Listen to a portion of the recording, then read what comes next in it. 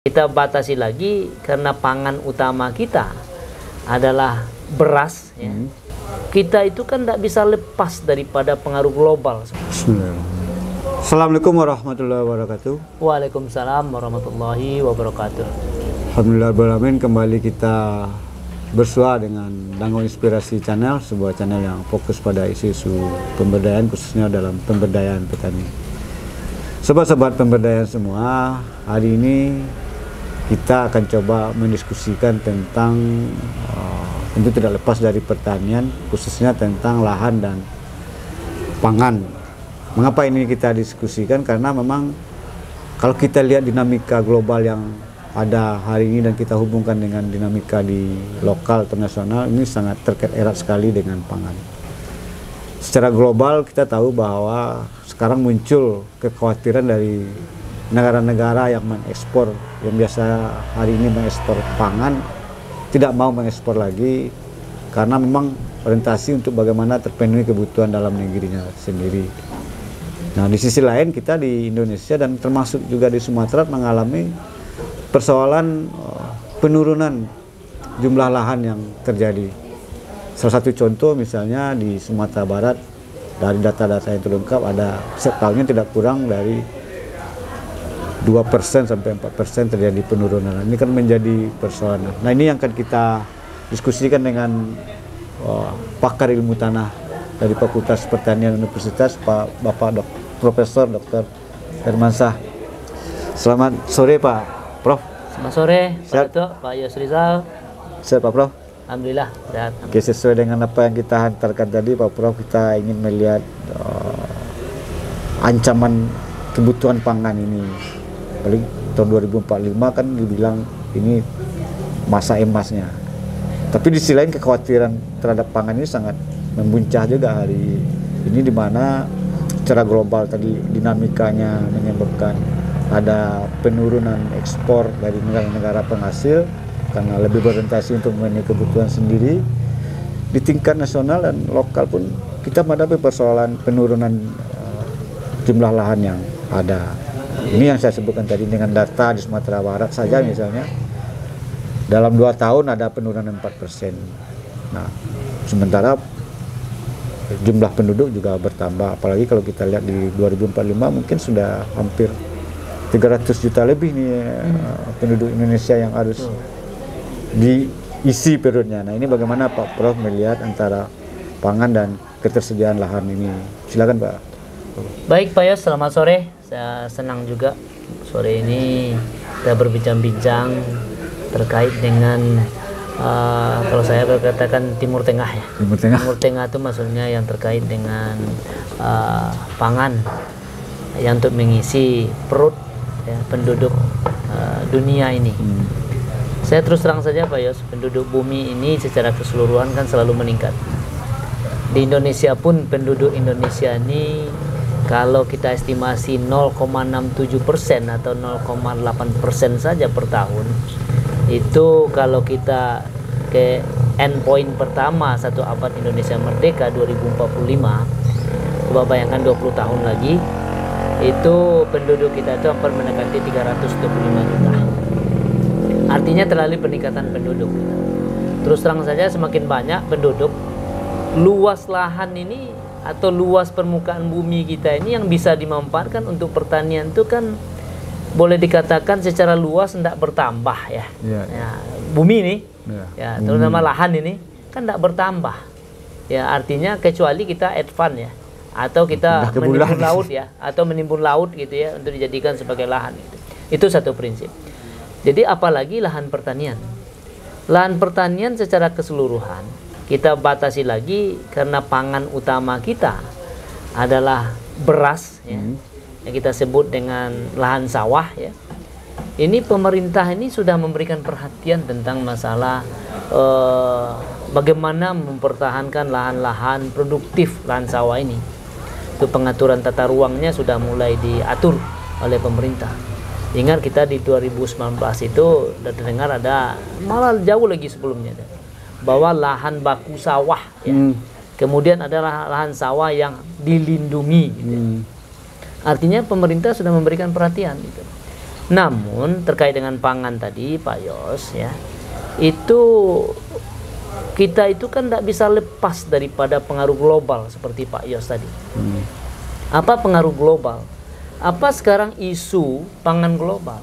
Kita dengar itu juga beberapa news ya, literatur yang kita baca bahwasanya beberapa negara itu sudah ekstrim kekurangan pangan. Contoh aja terus terang saja, ada beberapa negara seperti Afghanistan, ada Sri Lanka, pada saat ini ada beberapa negara di bagian Afrika. Tapi di daerah konflik ya? Ya, daerah konflik itu terjadi kerawanan pangan yang luar biasa atau negara yang ekstrim pangan.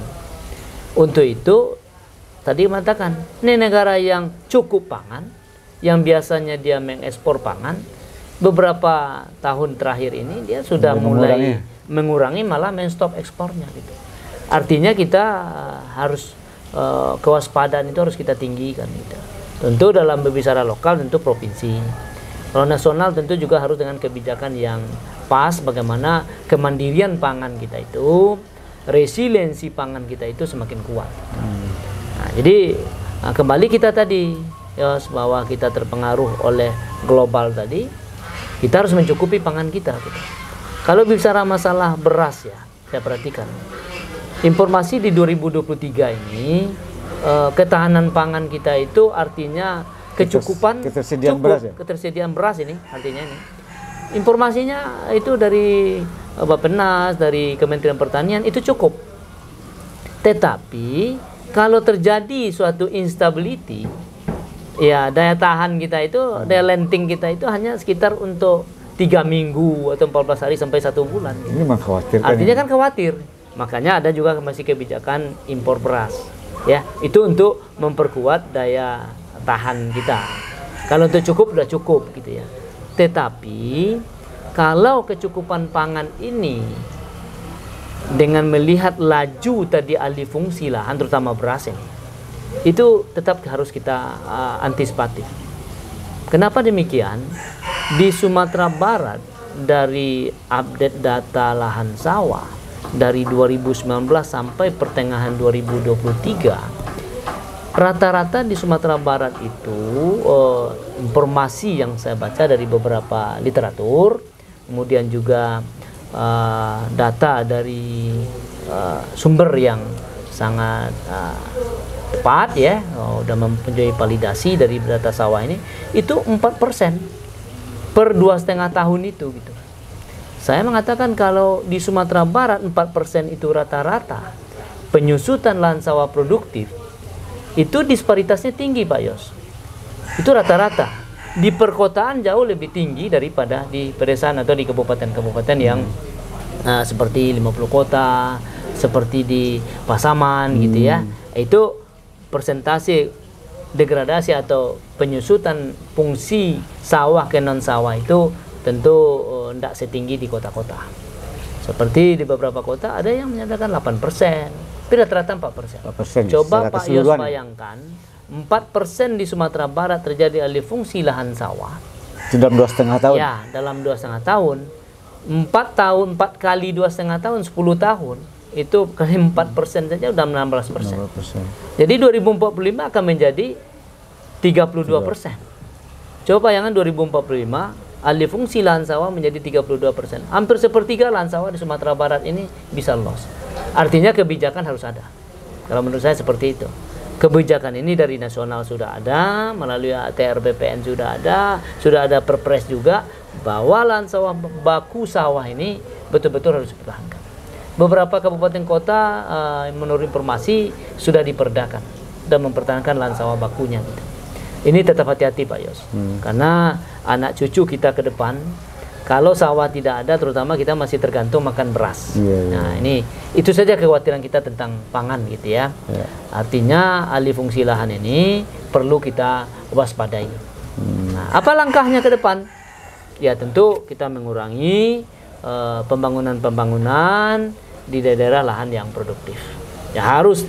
Nah, kalau seandainya juga isunya saat ini pemerintah di 2045 ini mau mencanangkan sebagai lumbung pangan dunia. Masing-masing daerah harus memberikan lumbung pangan tersendiri. Salah satu upayanya ekstensifikasi, artinya melakukan perluasan lahan sawah. Nah, ekstensifikasi ini katanya di tahun 2024 ini sudah dicanangkan itu akan meningkatkan 1 juta hektar lahan sawah.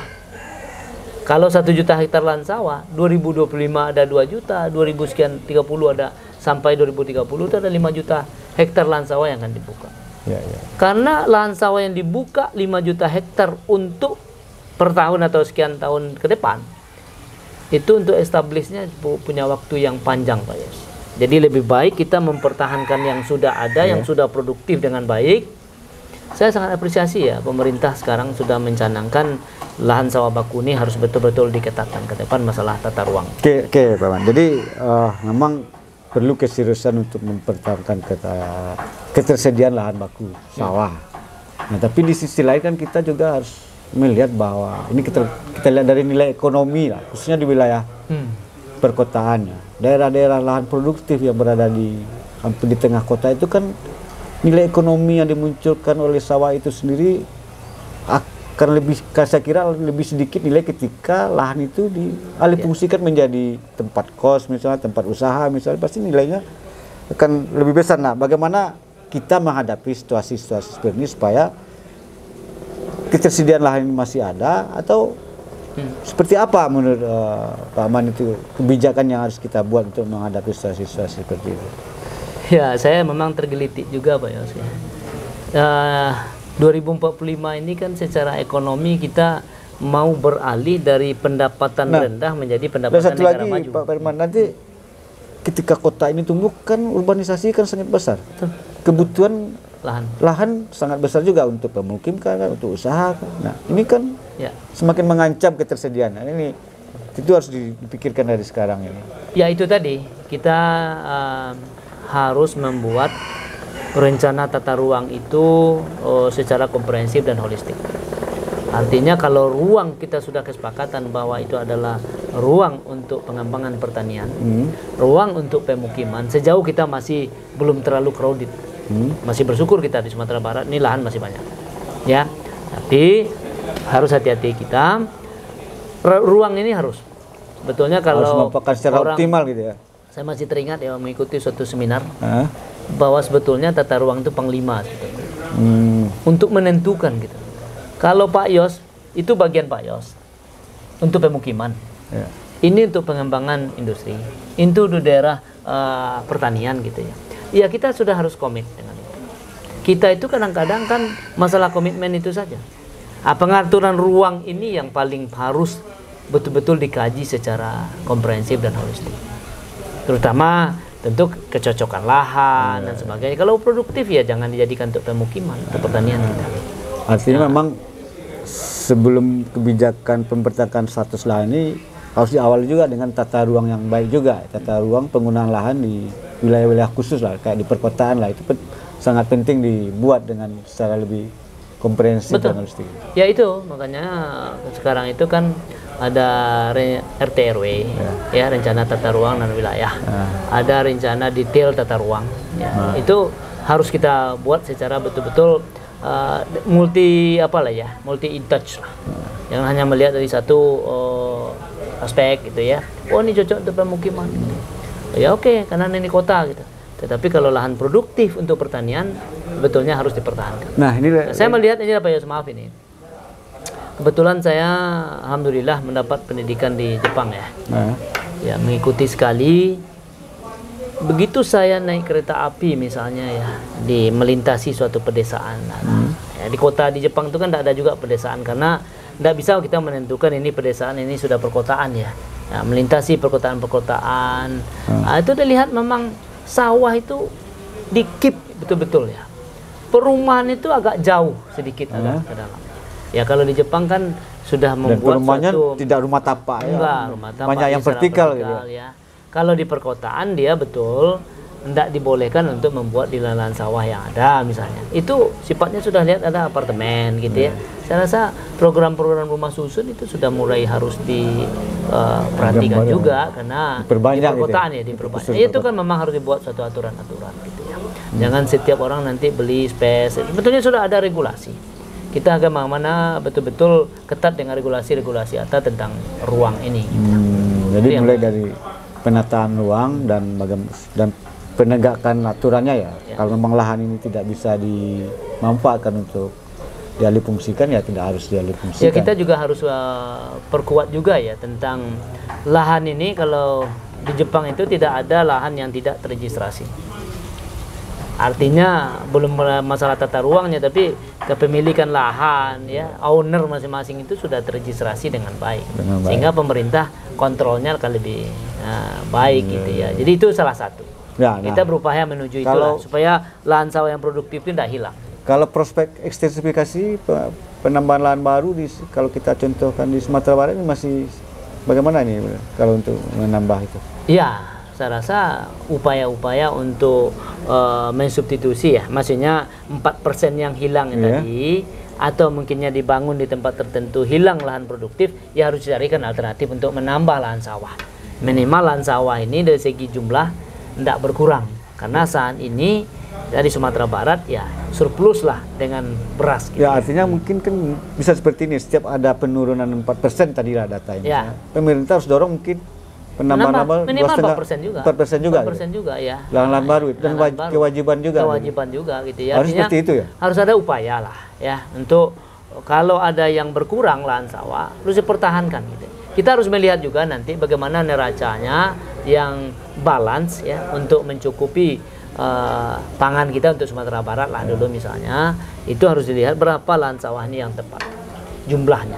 Jadi nanti tidak berubah gitu ya dari segi jumlah itu. Jadi penguatan pendataan jumlah lahan baku masih perlu kita kaji-kaji juga, karena kebutuhan beras per kapita per tahun ini alhamdulillah kan cenderung menurun. Masalah diversifikasi pangan itu memang diupayakan, kita jangan mengutamakan semuanya beras gitu kan gitu. Jadi masalah pangan ini banyak sekali aspek yang harus diperhatikan. Tapi betul Pak Yos, mempertahankan jumlah itu akan lebih bagus. Ekstensifikasi program yang sangat penting juga. Oke. Pak Prof, terima kasih atas informasi dan pencerahannya buat kita semua dan sebagai pemegang kebijakan, bahwa memang ada keseriusan lagi dari pemerintah untuk mempertahankan ketersediaan lahan yang ada. Minimal kalau ada perubahan atau penurunan jumlah lahan, ada juga kebijakan penggantian. Ini penting juga dimaksimalkan dan dibuat oleh pemerintah. Saya kira itu yang paling penting. Terima kasih Pak Prof sekali lagi. Demikian sobat-sobat pemberdayaan semua, diskusi kita kali ini tentang pangan dan ketersediaan lahan. Terima kasih. Assalamualaikum warahmatullahi wabarakatuh. Makasih Pak Yos ya. Makasih diskusi sore hari ini. Video kami kali ini, terima kasih sudah menonton. Jangan lupa untuk like, komen, dan subscribe untuk mengikuti perkembangan terbaru dari channel ini. Sampai jumpa di video selanjutnya.